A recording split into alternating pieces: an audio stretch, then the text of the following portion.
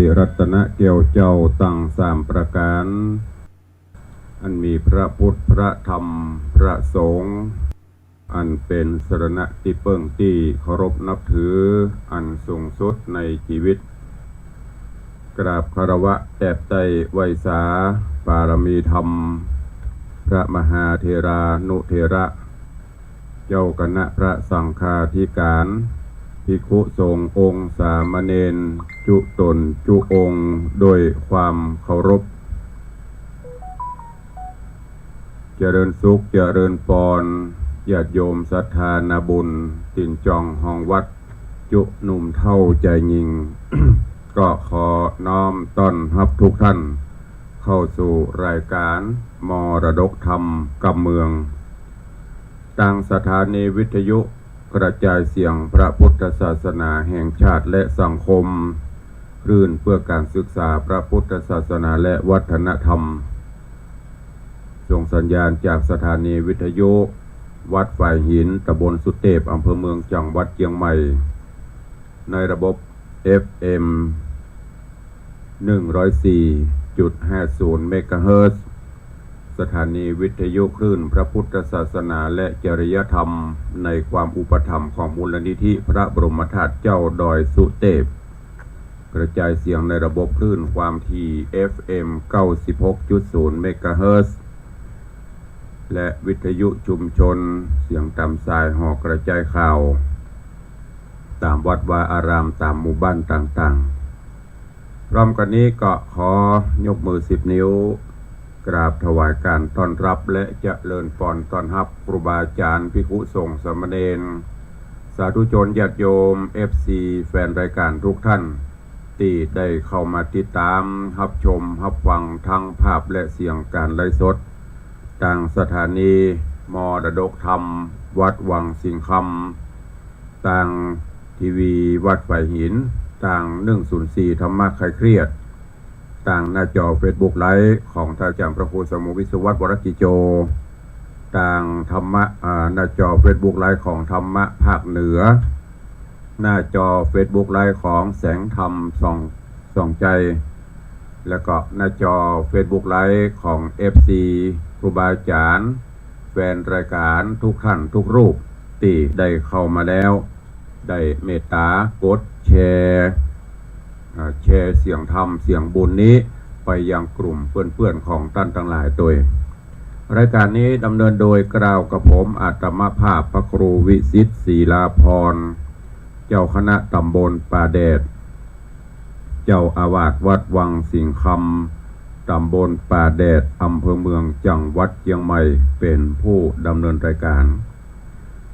วันนี้ขอตักตายตั้งหน้าจอก่อนเนาะตอนนี้เจริญปอนต้อนรับเนอปิณาธิสมเตปินปิณาธิสมเจ็ดสีเข้ามาแล้ว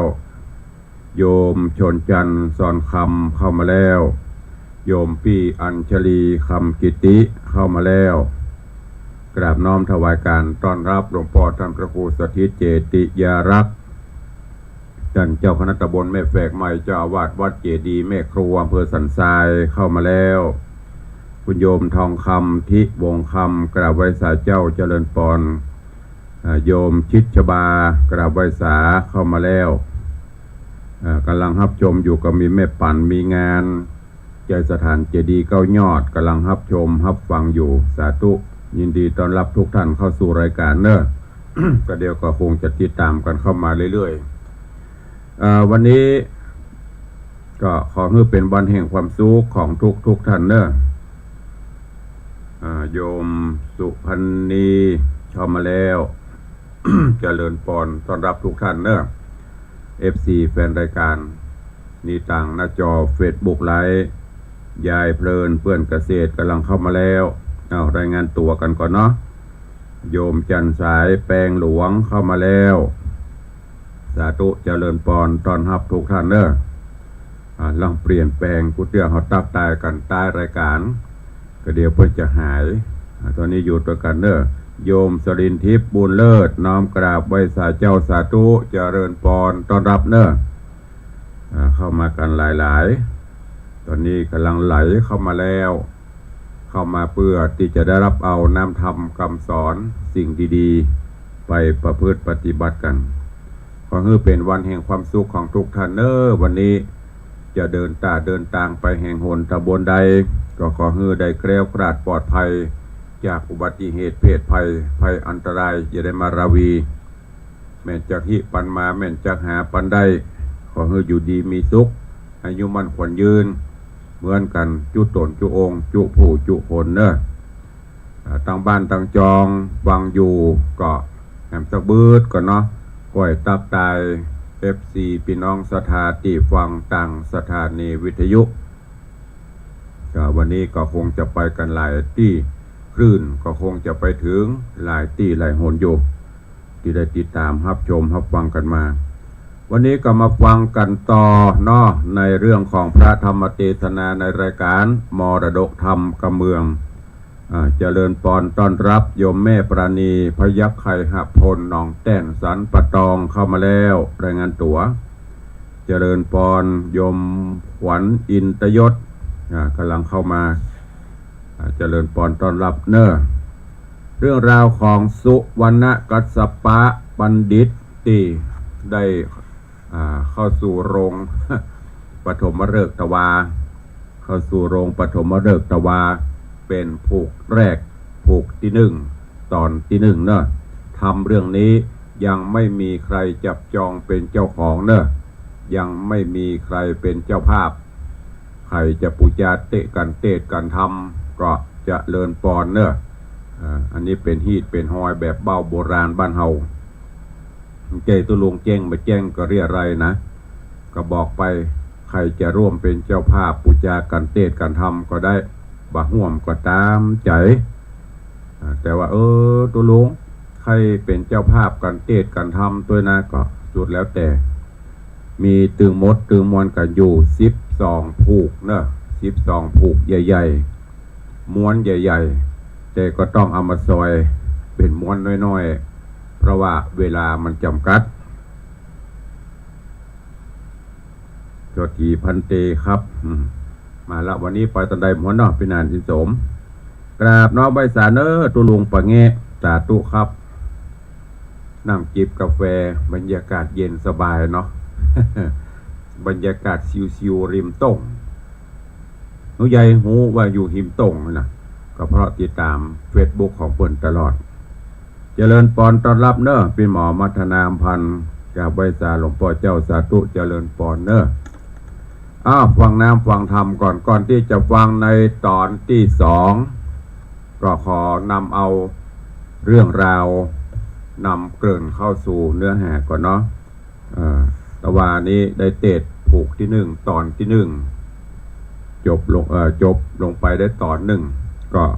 เรื่องราวในเรื่องของสุวรรณกัสสปะบัณฑิตได้กล่าวถึงว่า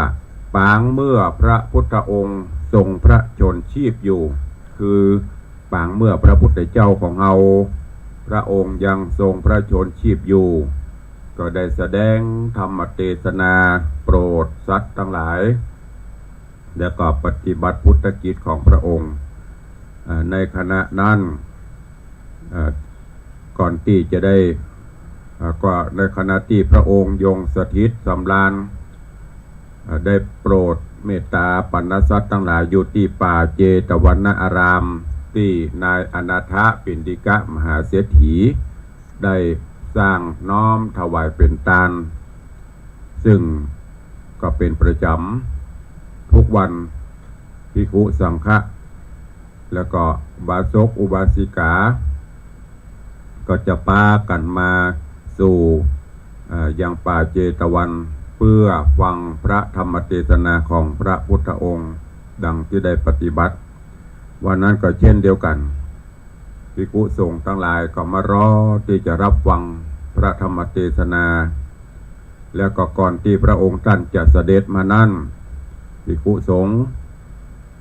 ก็ได้โจทนาคืออู้จากันเกี่ยวกับเรื่องธรรมะเท่านั้นเปิ้นไม่ได้อู้เรื่องอื่นอย่างประเดียวนะเจริญปอนต้อนรับโยมตู่โยมสุรัตน์เสาคำแล้วก็โยมมาลีเนาะกับใบสายเจ้าสาธุยินดีต้อนรับทุกท่านกำลังเข้าสู่ รายการก็โยนไหลเข้ามาเจริญปอนต้อนรับตัวในขณะที่ภิกษุสงฆ์ทั้งหลายนั่งโจทนาเรื่องคนเฮาเกิดมาบางพ่องก็ทุกข์ก็ยากบางพ่องก็ร่ำก็รวยบางพ่องก็มีหน้าตาสวยสดงดงามบางพ่องก็หน้าตาอัปลักษณ์พิกลพิการเป็นไปสปะสปันปูจากันมื้อเนี้ยมันเป็นเพราะอะไรอย่างจ้าพระพุทธองค์ได้ยินหมดโดยโสตหูทิพย์ของเปิ้นแล้วก็เสด็จมาสู่ยังต่ำกลางที่ประชุมสงฆ์ที่บาศกอุบาสิกาทั้งหลายรออยู่มาถึงก็นั่งที่ควรที่ภิกษุสงฆ์ทั้งหลายได้จัดถวายจากนั้นพระองค์ก็ได้ถามว่าตะกี้ก่อนที่เฮาจะเสด็จมาได้ยินแว่วๆท่านเจ้าทั้งหลายโจทนากันอันหยังอู้กันด้วยเรื่องอันหยังจ้าภิกษุสงฆ์ทั้งหลายก็ได้นำเอาเรื่องราวเหล่านั้นมากราบทูลพระพุทธองค์เพื่อทรงทราบพระพุทธองค์ก็บอกว่าโอ้ท่านทั้งหลายเฮ้ยเรื่องหมู่นี้มันมีกู่กับโลกและก็ไม่ใช่มีในปัจจุบันนี้เท่านั้นในอดีตการปางก่อนที่เฮายังต้วนเตียวปั่มเปงโปธิสมปานก็มีอยู่เรื่องหมู่นี้จากนั้นพระองค์ก็ตุ่มหิบปากภิกษุสงฆ์ทั้งหลายก็ค่อยรู้ว่าเรื่องราวในอดีตมันเป็นไปจะใดมาจะใดมีเรื่องอันใดจ้าที่พระองค์ยังบ่ได้เล่าให้ฟังบ่ได้เทศน์ให้ฟังเตื้อปากันกราบทูลขออาราธนาคือพระพุทธองค์ได้ทรงแสดงธรรมจากนั้นองค์พระผู้มีพระภาคเจ้าก็ได้ยกเอาเรื่องราวในอดีตการขึ้นมาเทศนาธรรมอันเป็นเกริ่นนำในเรื่องของสุวรรณกัสสปะบัณฑิตโดยพระพุทธองค์ได้ยกเอาเรื่องราวว่าในอดีตการปางก่อนมีเมืองหนึ่งชื่อว่าเมืองปัญจนครเมืองปัญจนครนี้มีพญาเจ้าเมืองชื่อว่าพญากาวินมีมเหสีชื่อว่าจันตาพญากาวินกับจันตาซึ่งก็ปกครองบ้านเมืองก็โดยความสุขบานบั่นใจไพร่ฟ้าประชาราษฎร์ก็ปฏิบัติกิจประกอบกิจต่างๆตามที่เพิ่นปฏิบัติกันมาตึงพญากาวินตึงมเหสีจันตา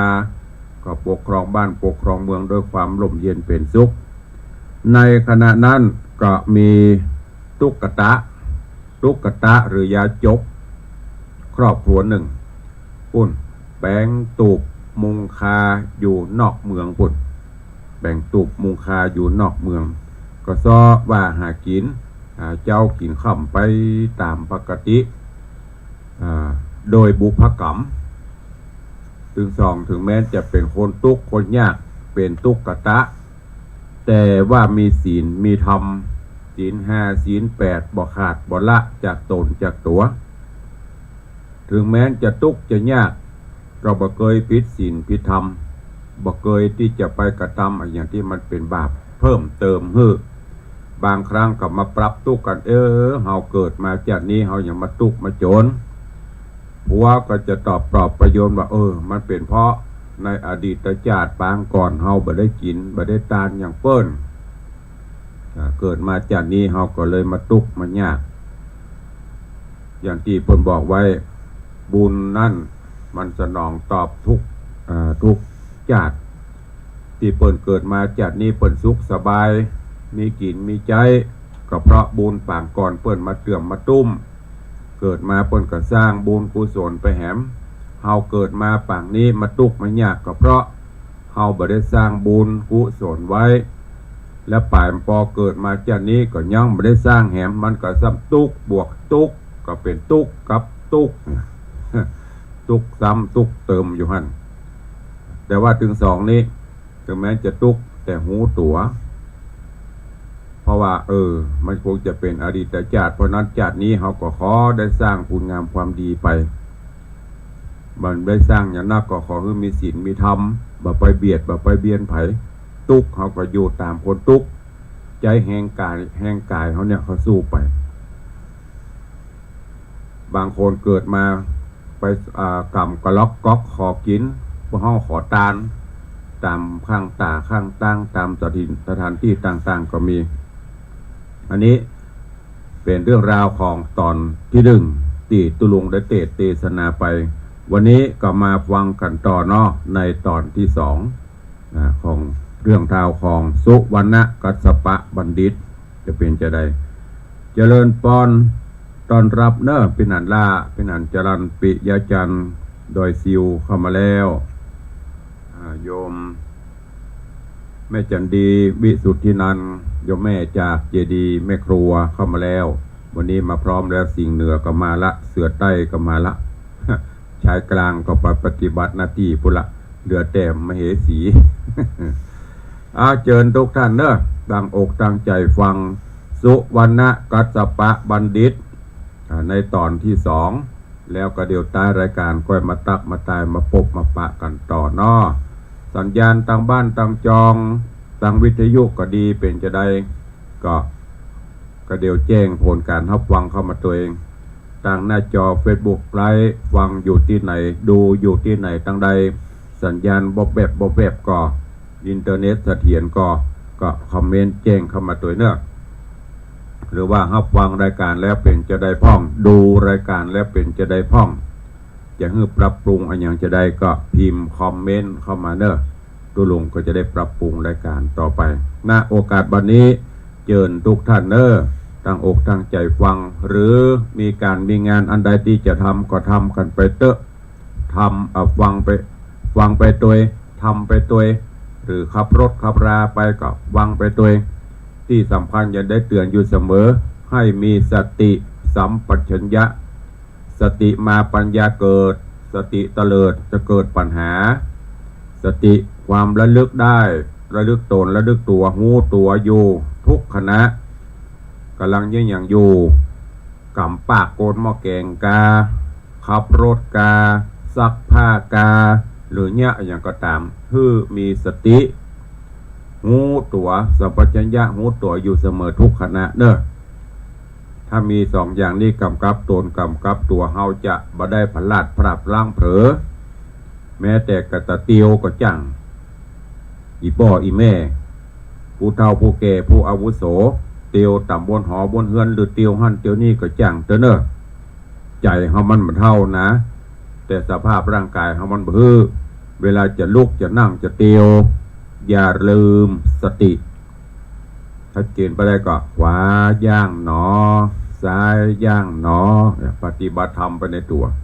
รับประกันจะไม่ได้พลาดเพลิงพลาดเผลอถ้ามันเสร็จสะเลสะเลิกสะลำก็ยอบนั่งเถอะนี่โดยความเป็นห่วงจากตุลุงในวังเจิญตั้งอกตั้งใจฟังธรรมณบัดนี้ นะโมตัสสะภะคะวะโตอะระหะโตสัมมาสัมพุทธัสสะสุวรรณกัจจโปธิสัตโตอัฏฐกาเลในกาละนั้นเจ้าหนอจันโพธิญาณอันเสพสังอยู่ในคงสวรรค์มีอายุขานเสียงขาดก็ได้พรากนามาสู่เมืองคนได้เอาตนมาเกิดในที่พาเสดต้องสัตว์เดรัจฉานแม่เต่ากันตัวใหญ่อันสอดใสดงพรายการปอประมาณการละยำก็ไข่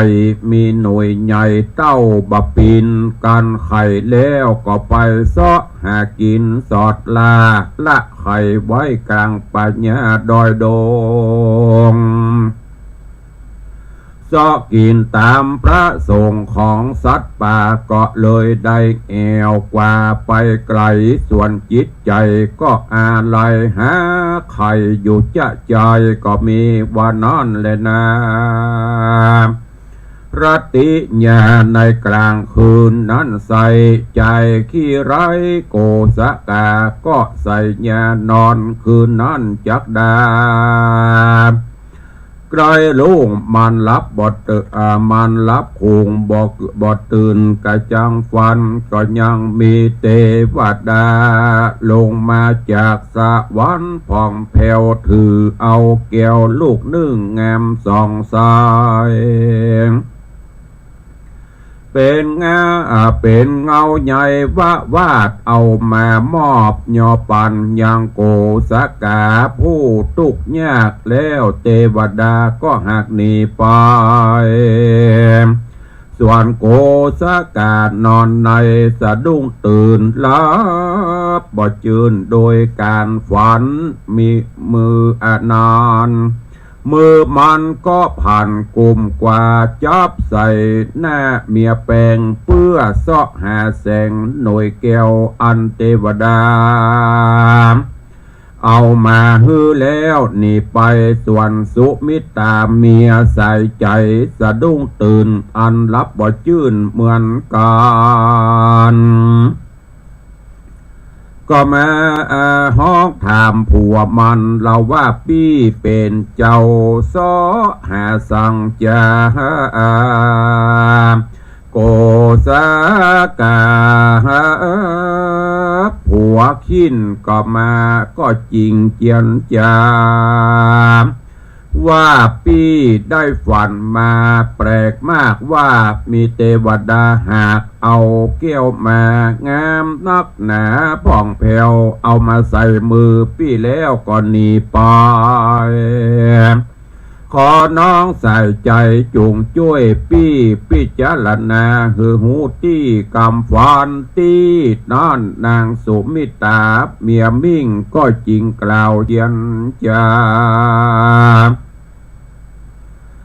ว่ากำฝันของพี่นี่นาเป็นที่อัศจรรย์ยิ่งอาจจะเป็นสิ่งฮือเฮาสุขใจขอ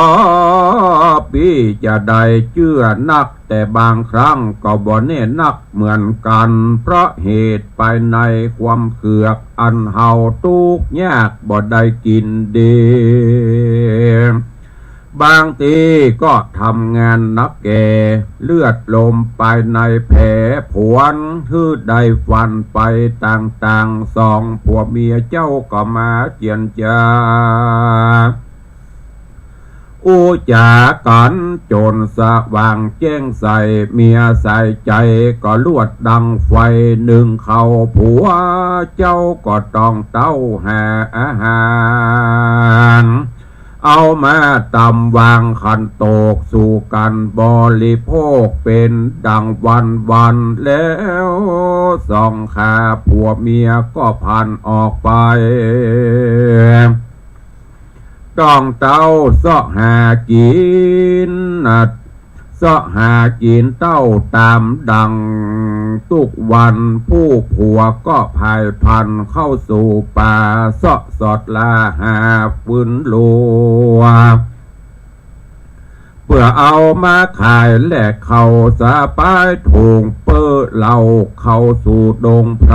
กันว่าได้หลัวสะน้อยมันก็ก้อยเสาะสอดไปมามันก็แม่สั่งกาแต่เล่ารอยว่ามีเต่าอยู่ในป่าคามันก็เสาะสอดไปมายื้อพอหันเต้นอไข่เต่าอันอยู่ในป่าคามันก็กำขึ้นมาแยงพองามเต้นอข้าวใสมันก็นึกในใจว่ากูจักเอาไปต้มแล้วก็เอาจอมถุงปลาเดินออกมาหาลัวมันเล่าเตียวตองเต้าเข้าสู่เกหาบ้านตูบหน่อยก็เอาไข่เต่าหือนาดน้อยเมียแปงว่าหื้อน้องเอาต้มกับแหล่งคาบเขาส่วนนางนอดเนาเมียแปง ก็หาบเอาไข่เอาแสงไข่เต่าว่าสั่งมางามแต่แล้วดีหลีบอกวันดีเอาไปต้มกลัวบาปโลนพิษกลัวปลากลัวบาปโลนพิษสินธรรมของกินสังน้องก็แห่มาไว้ขอฮือพี่ท้ายเก็บไข่เต่านี่ไว้ดีดีเพื่อเฮาจักได้กินวันแน่นางดอดลาก็จำปากตันกับสามีว่าคืนนี้พี่ได้ฝันเป็นอัศจรรย์เหลือแหลรอยว่าจักได้แก่ไข่เต่านี้นาขอพี่โกสกาเก็บไว้เฮือดีเล่าถ้าเกิดเป็นเต่าน้องจักเอาเลี้ยงไว้เป็นลูกเต่าไว้เฝ้าอยู่กับเฮือนจะแลนา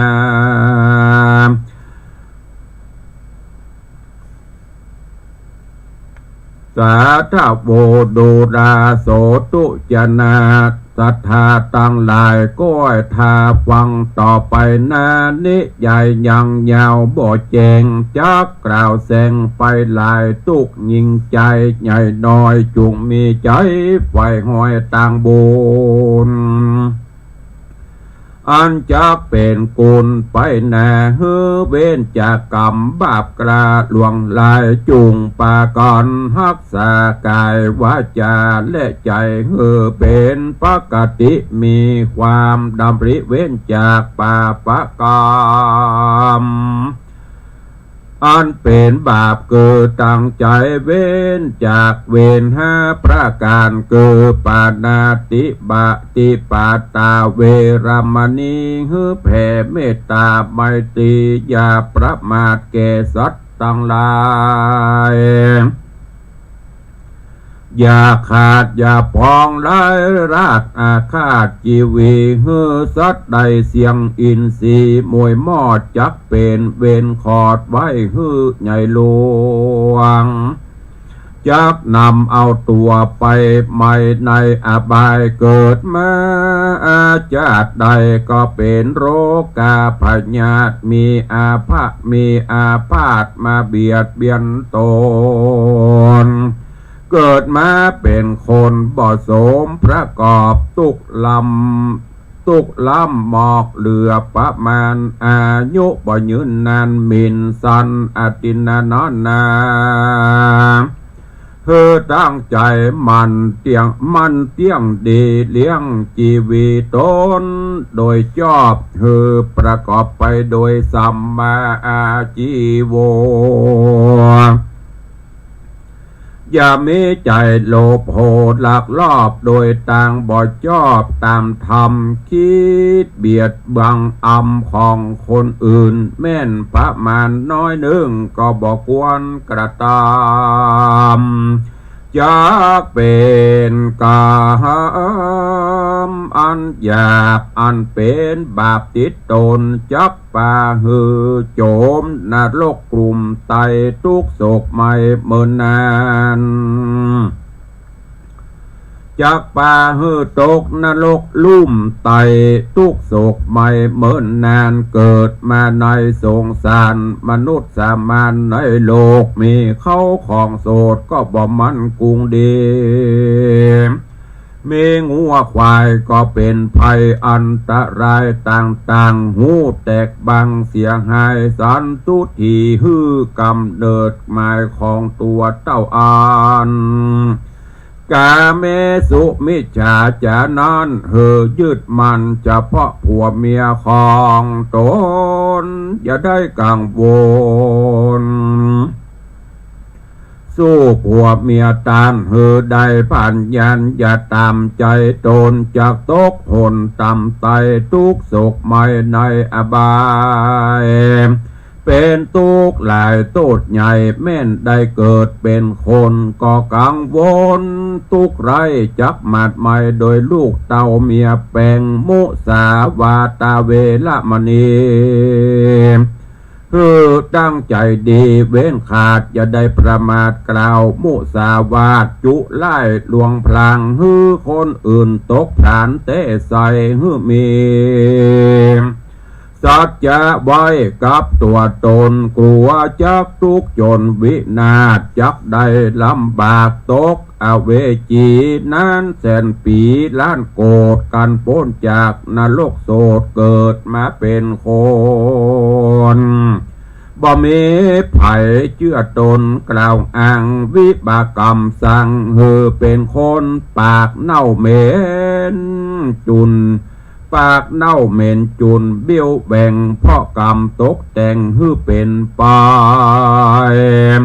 จะกล่าวกรรมใดก็บ่มีผู้หูจอบตามกรรมเฮาบอกเล่านาสุราเมลัยนั้นได้ผ่านเว้นขาดจากการประมาทลาสาเว้นจากดื่มสุราและเมลัยอันจักเป็นภัยโทษใหญ่เป็นเหตุได้เสียเข้าของเป็นตั้งที่เศร้ามองก็เกิดกล่าวกรรมทุเดกล่าวกรรมทุเทศพิษเทียงกันเกิดอาปาทาเปียที่ต่างๆนานาคนจักนินตาเล่าต้านจักได้ตกต่ำจะเสียสติปัญญาการโจติตากากราดจากทุกขนาดในอบายได้ลำบากลายได้นรกใหญ่เกิดเป็นคนมาจะได้ก็จักได้เป็นคนใบง่าวซึ่งความคิดบ่ลาบรื่นเสียสติปัญญาการตั้งใจรักษาบ่ขาดนายังศีลธรรมพระเจ้าก็จักเอาโตนเข้าสู่ตาอังดีการบุญปรมีเกกราก็จักไหวนาเข้าสู่นิพพานบ่อยาจะเล่นนาเนติตังกีญาสังวันนาวิเศษ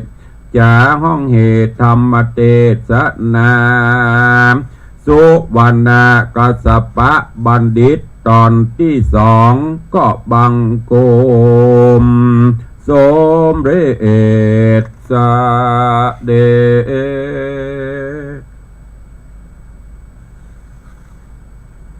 สุวรรณกัสสปะบัณฑิตลำดับลำดามาถึงตอนที่สองเนอะตอนที่สองเลี้ยวพอเวลาก็เหลือแถมน้อยเดียวจะมดลงแหมละเนี่ยการเวลาผ่านพ้นไปด้วยความรวดเร็วขลับป๊อบแป๊บป๊อบแป๊บจะมดแหมละก็ก้อยติดตามฟังกันไปเนอะถึงวันก็ตุลุงทับติดศาสนกิจภารกิจที่ไหนก็จะได้นำมาเทศนาสาธุชนญาติโยมเฮาได้ติดตามเฮาฟังกันไปในตอนนี้สองผัวเมียตุกตะคือโกสกากับสุมิตาหลังจากที่ได้อยู่ด้วยกันมาอย่างที่บอกไปแต่ต้นถึงแม้จะทุกข์ยากอับจนแต่มากล้นไปด้วยศีลด้วยธรรมก็ว่าหากินไปตามความฐานะความทุกข์ความยากและก็คงจะเป็นด้วยบุญบารมีและตอนนี้สิ่งดีๆจะเข้ามาสู่ละด้วยอานิสงส์ที่เป็นพลมีศีลมีธรรมตอนนี้โพธิสัตว์เจ้าจะลงมาจุติละได้ฝันหันได้เกี้ยวได้หยังและตอนนี้ก็ได้ไข่เต่ามาเรื่องราวจะเป็นจะได้เดี๋ยววันต่อไปตุลุงจะเอามาเล่ามาอู้ฟังถ้าเล่าสรุปวันนี้เดี๋ยววันต่อไปก็ลืมละเรื่องไหนแล้วก็ตุลุงนะเพราะเขาฟังกันถึงวันแต่ละรายการก็นักเนาะยกเอาไว้ในวันต่อไปก็สรุปแล้วก็เทศต่อไปก็อย่างที่ได้บอกเนอะทำเรื่องนี้มี12กัน12ผูกใครจะปูจากันเทศกันทำก็เจริญปอนเจิญได้มีกระจอมอ้อมศีลฮัด วันละบาท2 บาทปูจากันเทศกันทำตามแบบเบาโบราณเนอะเวลาก็ไปเรื่อยๆวันนี้ก็เบื้องต้นก็ขอในพระเดชพระคุณหลวงพ่อท่านเจ้าคุณพระเทพมังคลาจารย์หลวงพ่อเจ้าคณะจังหวัดเชียงใหม่ฝากข่าวประชาสัมพันธ์ขอกราบขอบพระคุณในเมตตาบารมีพระเจ้าคณะพระสังฆาธิการจุตนจุองค์ทุกระดับชั้นเนอะที่ได้ร่วมกันปฏิบัติศาสนกิจในการดูแลควบคุมดำเนินการสอบธรรมสนามหลวงนักธรรมชั้นตรีประจำปี 2566 ทุกสนามสอบผ่านไปด้วยความเรียบร้อยตลอดจนหลวงพ่อได้ฝากอนุโมทนาขอบคุณญาติโยมศรัทธาเนอะที่ได้มีกุศลและเจตนานำน้ำปานะน้ำดื่มตลอดจนอาหารเพลพัฒอาหารเพลไปถวายคณะกรรมการผู้ดูแลการสอบตลอดจนพระสงฆ์องค์เนรที่สอบพระเดชพระคุณหลวงพ่อเจ้าคุณพระเทพมังคลาจารย์อันเป็นเจ้าคณะจังหวัดเชียงใหม่ก็ได้ฝากข่าวเพื่อมาขอบคุณขอบใจครูบาอาจารย์พระเจ้าประสงค์และญาติโยมศรัทธาทั้งหลายตัวเองโอกาสต่อไปพระเดชพระคุณหลวงพ่อขอฝากไว้ขอเมตตาทุกท่านเนอะได้ช่วยกันเพื่อการจันลงพระพุทธศาสนาของเราจะได้เจริญการกุ้งรุ่งเรืองอยู่ไปตลอด5 ปันพระวสาเนอะแล้วก็ในวันที่9 พฤศจิกายนเป็นวัน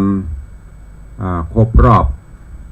วันลงจอบแรกการสร้างตังขึ้นดอยสุเทพครบ89 ปีตีตั้งครูบาหม่อนเจ้าเนาะเป็นครูบาหม่อนครูบาเจ้าศีลธรรมศรีวิจัยสิริวิจโยได้นำปาญาติโยมศรัทธาทุกหมู่เหล่าร่วมกันแต่งหนทางสร้างหนทางขึ้นไปนมัสการพระบรมธาตุเจ้าดอยสุเทพเปิดได้เอาวันที่9 พฤศจิกายนเป็นบันลงจอบแรกมาถึงบัดนี้ครบ89 ปีหรือว่าเป็นปีที่89เนอะ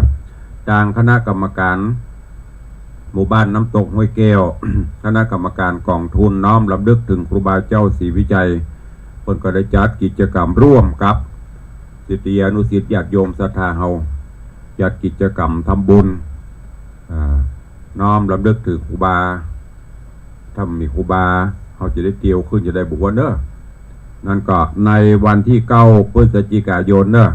น้อมเอิญเชิญชวนญาติโยมศรัทธาไปร่วมกันบำเพ็ญบุญกุศลที่ลานครูบาก็จะมีการทำบุญตักบาตรมีการบำเพ็ญประโยชน์มีการทำบุญสุนทานหลายอย่างเนอะก็น้อมเอิญเชิญชวนทุกท่านได้ไปร่วมโมทนาบุญไปร่วมกินร่วมทานน้อมรำลึกถึงบุญคุณอันยิ่งใหญ่ของท่านครูบาตัวเองก็เชิญชวนทุกท่านวันที่5 พฤศจิกายนก็เชิญชวนทุกท่านร่วมงานบุญกฐินสามัคคีที่วัดวังสิงห์คำเนอะที่วัดวังสิงห์คำวันอาทิตย์ที่5 พฤศจิกายนเชิญชวนทุกท่านได้ร่วมบุญกุศลด้วยกันท่านผู้ใดจะร่วมบุญกุศลกับตุลุงก็เจริญพรเจิญได้เนอะตามกุศลและจิตเจตนาศรัทธาก็ตอนนี้ทางหน้าจอ Facebook ไลฟ์ให้เข้ามาต่อพวกนี้ตะกี้ได้ตักตายมาถึงที่โยมแม่จันดีวิสุทธินันท์เนาะแล้วก็ตอนนี้มีศรัทธานั่นก็รัตดา มาใส่ศรัทธาสุมาเติบรัตดาอินทมากำลังรับชมโยมแม่จันดีวิสุทธินันท์เจริญพรเนอะโยมบดีอินทกูลโยมสรินทิพย์บุญเลิศเจริญพรโยมประภักเนอะกำลังติดตามรับชมไว้สายเจ้าเจริญพรแม่เพ็ญศรีปทุมรัตน์กำลังรับชมเจริญพรแม่เลี้ยงทัดพิชาสุสิงห์ค เจริญพรโยมอัมพรปัณณราชากำลังรับชมอยู่สาธุอันนี้ต่างเฟซบุ๊กไลฟ์ตะวันนี้ขอกราบขอบพระคุณขออนุโมทนาบุญเนอะตะวันนี้อันดับแรกก็มีคุณโยมนัทพจน์จักรนรินทร์บ้านสารปีโยมนัทพจน์จักรนรินทร์ได้นำจตุปัจจัยมาน้อมถวายขอร่วมเป็นเจ้าภาพกับตุลุงเนอะงานอายุวัฒนะมงคล5 รอบ 60 ปีโยมนัทพจน์จักรนรินทร์ขอร่วมโมทนาบุญเป็นเจ้าภาพสังฆทานชุดใหญ่1 ชุด 2,500 บาท 2,500 บาทนี่งานร่วมบุญกุศลเป็นเจ้าภาพสังฆทานงานทำบุญ60 ครบรอบ 60 ปีตุลุงแล้วก็ร่วมเป็นเจ้าภาพพิมพ์หนังสือที่ระลึกแห่มเป็นปัจจัย500 บาท500 บาทก็ได้4 เล่มก็ขอบคุณตัวแล้วก็ร่วมบุญกฐินสามัคคีของวัดวังสิงคำแถม500 บาทเนอะคุณโยมนัทพจน์จักรนรินทร์เป็นนัทพจน์เปิ้นบันลืมสักเถอะบ่เคยขาดตอนที่ทราบตอนที่จำนี่เนอะทุกครั้งทุกงานจะมาร่วมบุญกุศลกับตุลุงตลอดสาธุเนอะขอบุญกุศลปกห่มเพื่อมีสุขภาพพระนามัยสมบูรณ์แข็งแรงอยู่ดีมีสุขตลอดไปนอกจากนั้นอนุโมทนาบุญขอบคุณกับโยมแม่อุ้ยมอนแก้วดีเกษมโยมแม่อุ้ยมอนแก้วดีเกษมดอยสะเก็ดแต่ว่าไปปะกันที่ วัดศรีโสดาตุลุงลงโลดไปโยมแม่กับหลานสาวเพิ่นก็จะไปทำบุญที่พระเดชพระคุณหลวงพ่อหลวงปู่พระธรรมวชิรโกศลก็ถามกันไปแม่ก็ถามแม่เปิ้นใส่แมส ใส่แมสตุลุงก็จำบ่ได้เปิ้นก็จะจำตุลุงครับคล้ายครับคาเดี๋ยวแม่ถามอันเปิ้นทำบุญที่ไหน ตุลุงก็บอกโหนะแม่เนอะตุลุงก็บ่ได้อยู่นี่นะตุลุงมากุมสอบจะไปไหว้หลวงปู่ก็ขึ้นไปออกห้องหลวงปู่มาแม่นั่งบนก็เลยถามไปถามมาแล้วลูกนี่แล้วแม่จะไปไหน แม่จะไปพูดวัดตุลุงในวังไอ้ลูกก็ตุลุงในวังก็อาตมานะกะเอาไปมาเปิดแม่เป็นว่าแม่แก้วดีแม่อุ้ยหมอนแก้วดีอายุเพิ่นได้100 ป่ายแล้วนะ102 ปี103 ปีแล้วกะแข็งแรงดีอยู่หู้จ่าหู้เรื่องสติปัญญาดีหมดแต่ว่าขอบคุณเนอะอนุโมทนาบุญกับโยมแม่อุ้ยมอนแก้วดีเกษมพร้อมลูกหลานตานเต้าก็ได้ร่วมโมทนาบุญอายุวัฒนะมงคลวันเกิดของตุลุงโดยปัจจัยจำนวน 2,000 บาทแล้วก็ร่วมบุญกฐินของวัดวังเสียงคำแถม 1,000 บาทเนอะสาธุอนุโมทนาบุญวันก่อนแม่อุ้ยมอนก็มาทำบุญวันเกิดนำปัจจัยมาร่วม 10,000 บาทตุลุงก็เอาไว้เป็นต้นเงินต้นทองให้เปิ่นขอบคุณกับแม่อุ้ยมอนแก้วดีเกษมตัว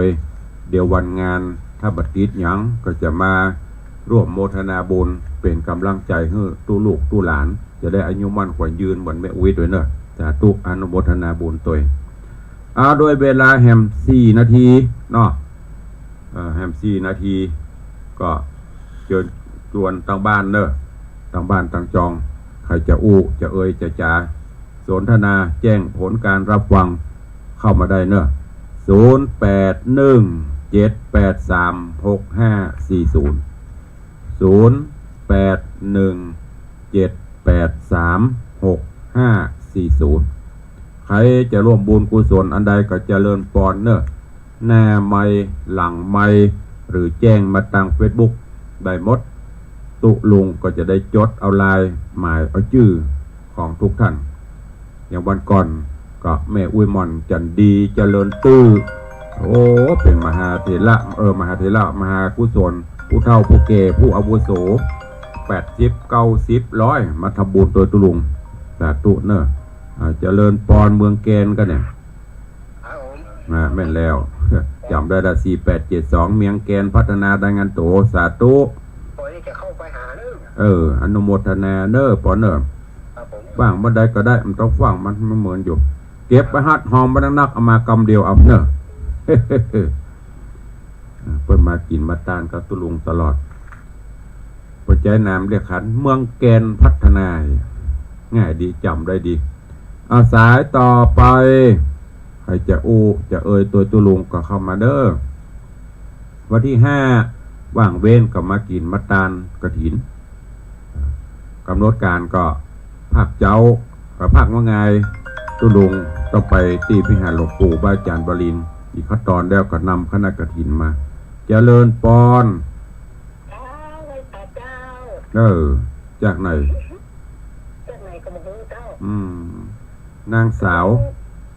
ว่าใดเจ๋งอย่างวันที่5ต้องเขาตัดกับหินตัดกันแต่ตัดกันก็ยกไปวันที่16 17ตัดที่ไหนแหม16 17ตัดที่ไหนก่อนถ้าตัดถ้าตัดก็แล้วไปตัดก็ต้องมาตามใจวันที่14กับวันที่16 17ตามจ่อยกันแบบน้อยจ่อยหรอถ้าเพิ่นฮักเพิ่นตื่นมาถ้าเพิ่นมาฮักเพิ่นก็ตามจ่อยปีเม็ดอันไม่ไปเปิดมันจะหาตาทางกับปีก่อนก็น่ากันแล้วแต่อันเสียวัดไผจะแหงเนาะเสียวัดไผแหงก็ดึงไปทางพุทธเนาะถ้าเสียวัดตาได้แหงกับไปทางพุทธเนาะสาธุเด้ออนุโมทนาสาธุเสี่ยวคนเล่นไปได้เจริญปอนสายต่อไปไว้ชาเจ้าจันคำแฉ่งบนมันละเจ้าไว้ชาเจ้าฟังอยู่ในเจ้าสาธุจบข่าวอย่างก็ก็ห้องปนเลยถามมาปนกันปนเลี้ยงมีไหนเอาคนเดียวเดี๋ยวปนถึงฟังอ่ะก็ว่าไม่ได้ยินเสียงได้ยินแต่เสียงไม่เลี้ยงถามปนเลยปนเลี้ยงมีไหนเจ้าอ่ะถามก็แล้วปนถึงฟังนะเว้ยจะจะกับปนเลี้ยงห้องอยากว่าไม่ได้ยินเสียงอยากกี่ข้าวบลามกะฮะก็ว่านอนบลามได้ยินเสียงปนเลี้ยงก็ยังดีหน่อยค่ะเป็นยัยพ่อเป็นได้ยินเสียงปนเลี้ยงด้านลับดีบ่แล้วว่ากินข้าวลำอีกสาธุแม่โอ้ยเนอะเดี๋ยวจะบอกเขาเปิ้นเนอะสาธุปนเลี้ยงไม่เลี้ยงได้ยินล่ะตุลงประถามนะหูหัวปนมีการอันนี้แม่มอนถามฮาลันปนเลี้ยงมีไหนบ่ได้ยินเสียงกินข้าวบลำกินน้ำบลงเดี๋ยวถ้าได้ยินเดี๋ยวพูดถึงตอบมาคนเดียวเนอะของปนเลี้ยงธนวัฒน์กับหลายคนถามอยู่ช่วงนี้บ่ได้ยินปนเลี้ยงปนปฏิบัติงานไม่สามารถมาได้เดี๋ยวจะผิดกฎแต่ไม่เลี้ยงก็คอมเมนต์เข้ามาตั้งในไลน์นี่อยู่ตลอดอยู่แต่ตุเอาแล้วเนาะไปมาเลยมา1 นาทีละเวลาหมดเวลาแล้วนำรายการจากทุกท่านไปก่อนเนาะปะกันใหม่ในวันต่อไปเนอะขอบพระคุณครูบาอาจารย์ท่านเจ้าบ่ออกไม่ออกสถานบุญทุกท่านเป็นกำลังใจทั้ง Facebook ไลฟ์ทั้งต่างสถานีขอความสุขสดดีจงบังเกิดมีกับทุกท่านยัตตาโรธรรมวัฏันติอายุวันโน